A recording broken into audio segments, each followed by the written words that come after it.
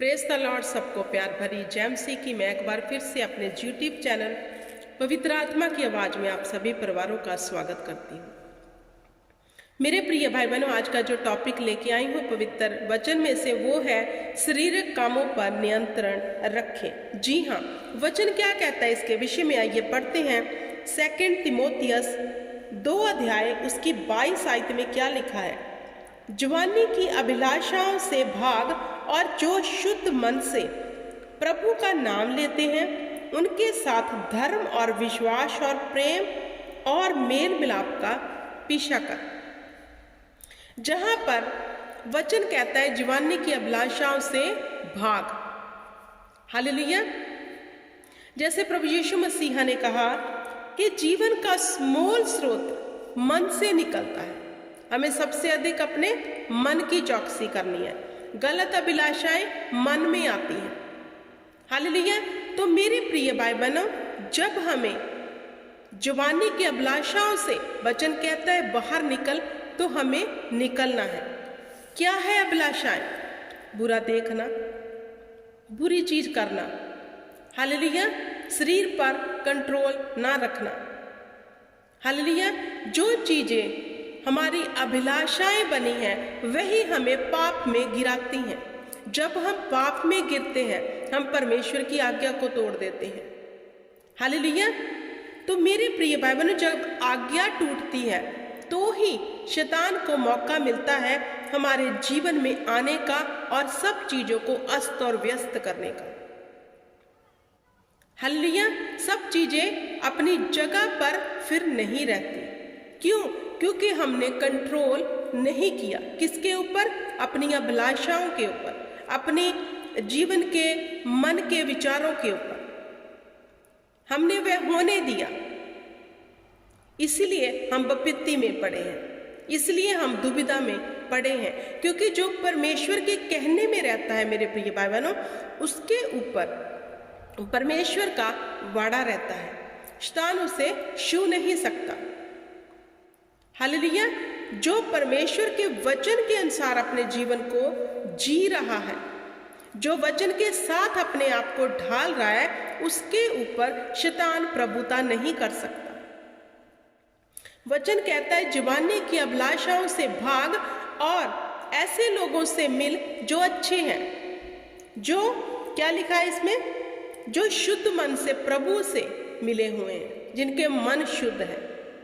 अगर हमारी संगति बुरे करैक्टर के लोगों के साथ है तो ऑटोमेटिकली हम भी उसी रंग में रंगेंगे, क्योंकि उनके साथ रहते रहते हम भी ऐसी बातों में रुचि रखने लग जाएंगे और हम ऐसे हो जाएंगे। जैसी संगत वैसी रंगत। लेकिन वचन हमें ये नहीं सिखाता।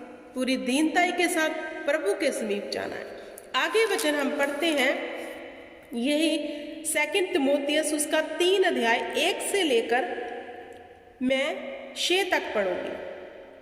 पर यह स्मरण रख कि अंतिम दिनों में कठिन समय आएगा।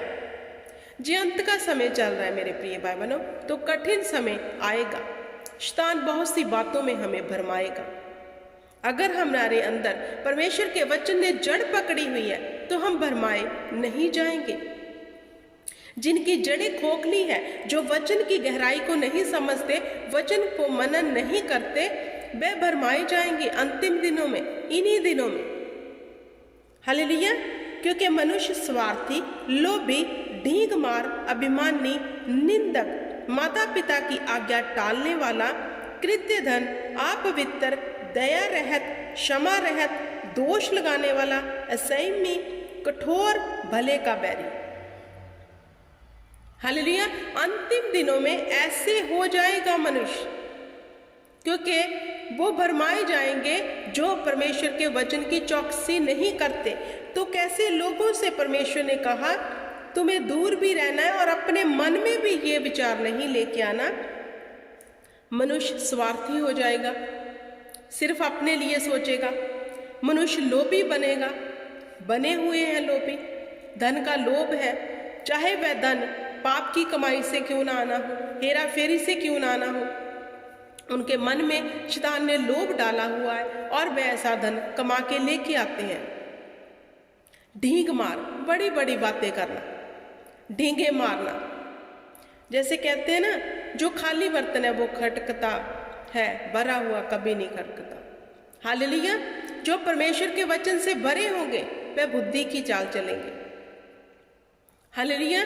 तो डींगे मारना, अभिमानी, अभिमान में रहना, घमंड में रहना। हालेलुया। निंदक, निंदा करने, चुगली करने, दोष लगा देना।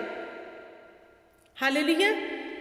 माता पिता की आज्ञा को टालने वाले, अगर माता पिता की आज्ञा हम टालने वाले हैं तो वचन कहता है जो माता पिता की आज्ञा मानेगा वह धीर गाजू को तृप्त करेगा। तो जहां कहते हैं ऐसे अंतिम दिनों में लोग उठ खड़े होंगे जो माता पिता की आज्ञा को टालेंगे, मना करेंगे, जो माता पिता कहते हैं वह नहीं सुनेंगे, अपने मन की मर्जी करेंगे। हालेलुया। आप पवित्रताई छोड़ देंगे,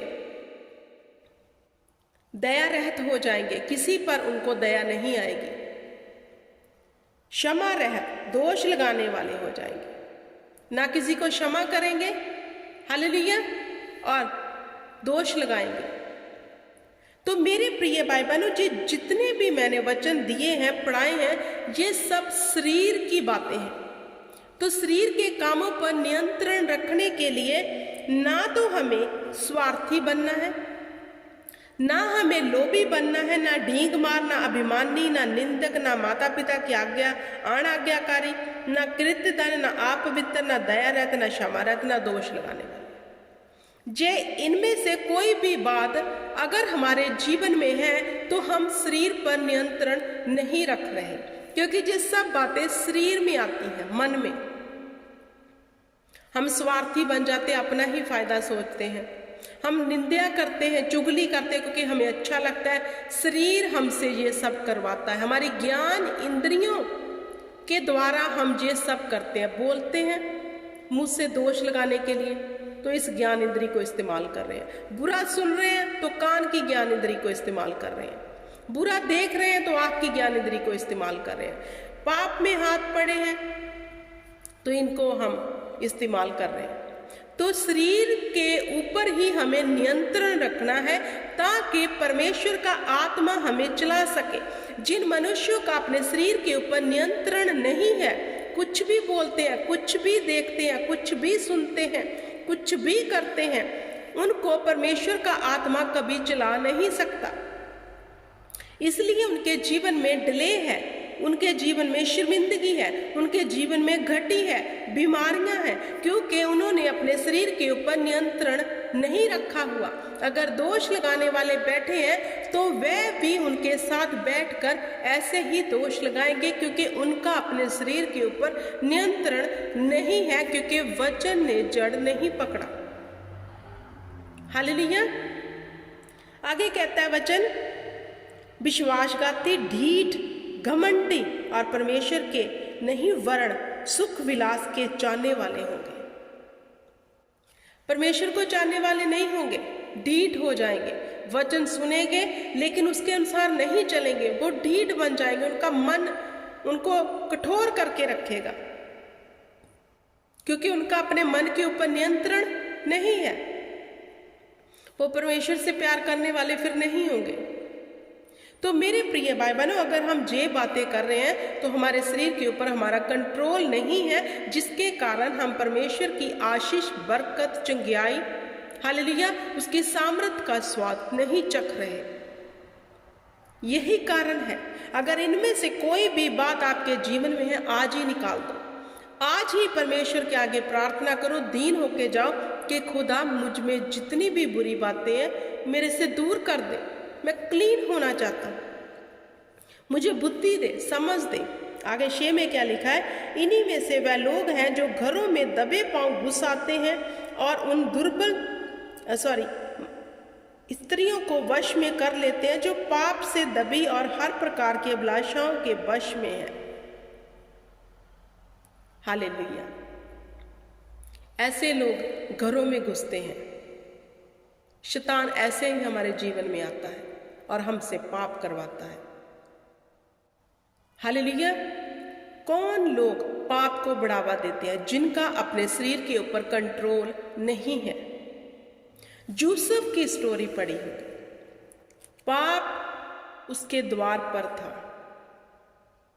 हालेलुया, लेकिन उसने इनकार किया, भाग गया। क्या आप ऐसे हैं? हालेलुया। जब दाऊद ने पाप किया, उसकी आंखों ने गंदा देखा, क्योंकि उसने अपनी आंखों पे कंट्रोल नहीं किया। देखा, पाप किया, जिस स्त्री से पाप किया, फिर उसके पति को मरवा डाला, उसको सजा मिली इस बात की। बाइबल बयान करती है कोई भी दंड से बच नहीं सकता। अगर पाप करोगे तो दंड मिलेगा। हालेलुया। तो मेरे प्रिय भाई बहनों, अगर हमारा शरीर के ऊपर कंट्रोल हो गया तो परमेश्वर की दया को आप देखोगे, आप परमेश्वर की महिमा को अपने जीवन में देखोगे। क्या मिलता है 2 मिनट की चुगली करने से, 2 मिनट गलत देखने से, बुरी बातें करने से? कुछ हासिल होता है? नहीं, टाइम वेस्ट है, और ऊपर से आत्मिक जीवन भी जीरो है। और हम शैतान को बढ़ावा देते हैं कि हाँ, हमारी जिंदगी के साथ खेल हम खुद अलाउ करते हैं। नहीं तो जिसने प्रभु यीशु मसीह के ऊपर विश्वास कर लिया, वह परमेश्वर के अनुग्रह के नीचे आ गया। अब जो अनुग्रह के नीचे है, उसको उस उद्धार में बने रहना है। बने कैसे रह सकते हैं? जब हम अपने शरीर के कामों पर नियंत्रण रखेंगे, ताकि परमेश्वर का वाड़ा हमारे जीवन में रहे और शैतान संदेह हमारे जीवन से शर्मिंदा रहे। हम आशीष को ले, चंगाई को ले, परमेश्वर की दया के पात्र बने रहे, क्योंकि उसकी दया अमर है। हालेलुया। तो मेरे प्रिय भाई बहनों, इन बातों से बाहर निकलो। परमेश्वर के आगे विनती करो, दुआ करो कि खुदावंद हमें इन बातों से बाहर निकाल। हम निकलना चाहते हैं। शरीर के कामों को त्याग कर आत्मिक कामों में लग जाओ। तो देखो कैसे परमेश्वर के वचन पूरे होते हैं। जो लिखा है, मैं तुम्हें धीर गाजू से तृप्त करूंगा। उसने लिखा है, मैं तेरा चरवाहा, तुम्हें किसी बात की घटी ना होगी। जिस काम में तू हाथ लगाएगा वह सफल हो जाएंगे। तू बड़े बड़े काम करेगा। अगर ये वादे पूरे होते देखना चाहते हो तो शरीर कामों को त्याग कर आत्मिक कामों में लग जाओ। हालेलुया। मेरे प्रिय भाई बहनों, आई होप कि आपको समझ आ गया होगा। खुदावंद आपको बड़ी बरकत दे, आशीष दे। वचन में बने रहो।